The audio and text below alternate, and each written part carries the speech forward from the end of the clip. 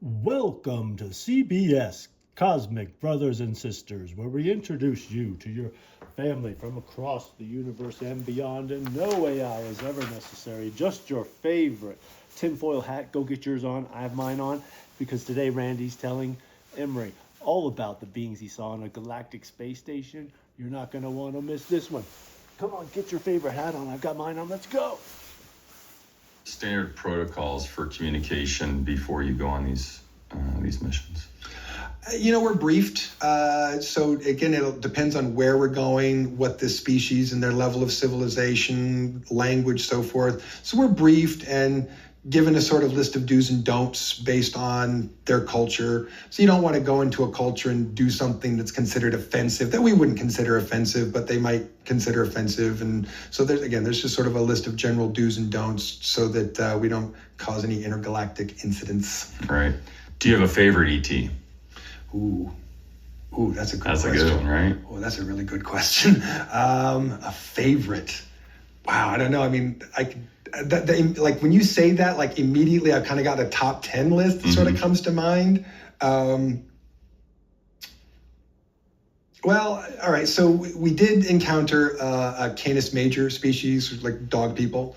So they about 5.5 feet tall. Were sort of a charcoal gray robe with kind of a red fringe on it.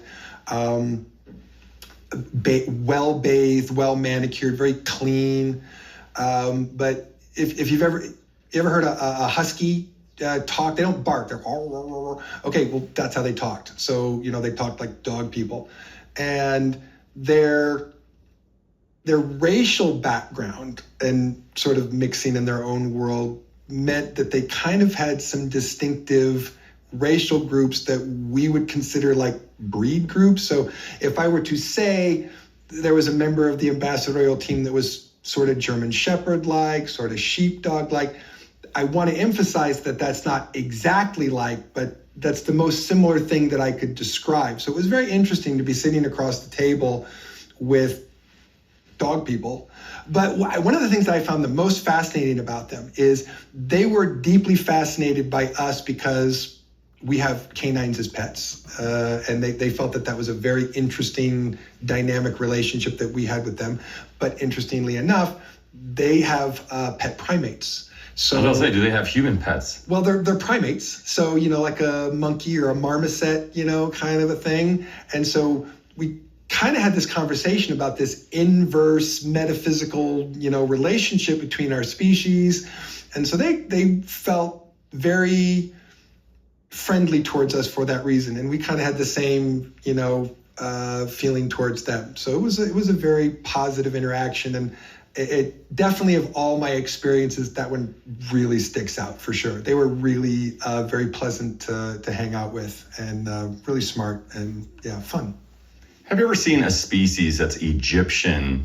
Interestingly enough, there were a couple of times that we were aboard the Intergalactic Space Station, and on the other side of the room, there was this species that's probably about between 50 and 60 feet tall, like quite large. They definitely had sort of a hairstyling and, the beard with the wrap around on it, and they tended to prefer a tunic type clothing. The fabric was amazing, like had this amazing patterns to it. That was the immediate thing that I saw when I looked in the first, like, oh, that seems very Egyptian pharaoh-esque. What was the skin color like?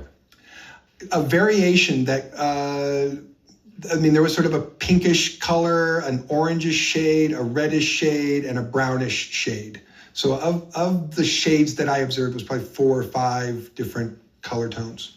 Did you notice any personality traits, or were you just from afar looking at them? Did you notice anything that stood out?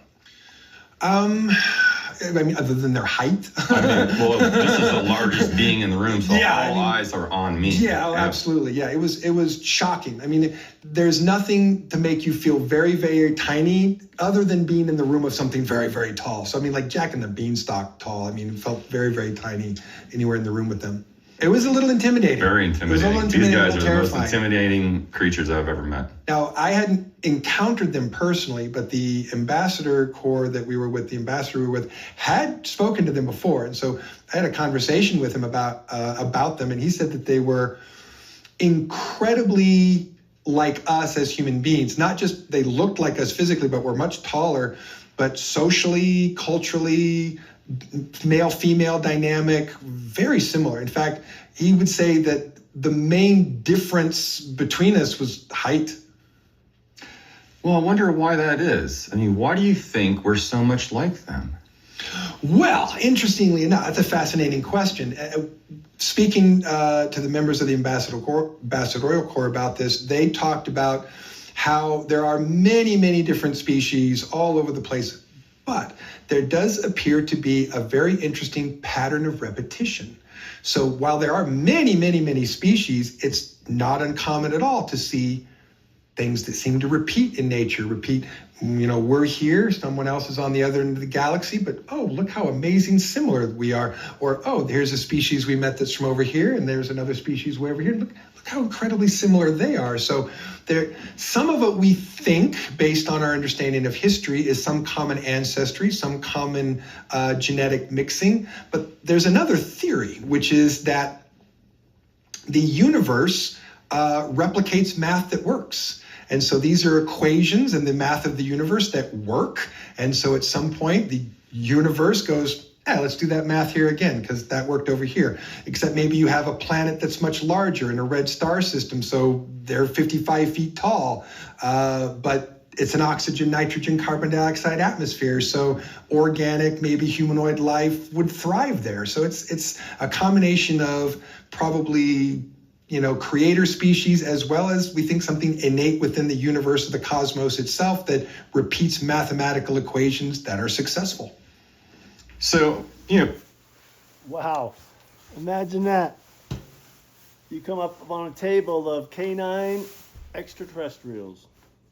You sit down and you all start playing poker. And the next thing you know, you're losing to canines at poker. That's a story to tell. That's a story to tell. Here come the credits. Always like and subscribe to CBS. Always like your cosmic brothers and sisters.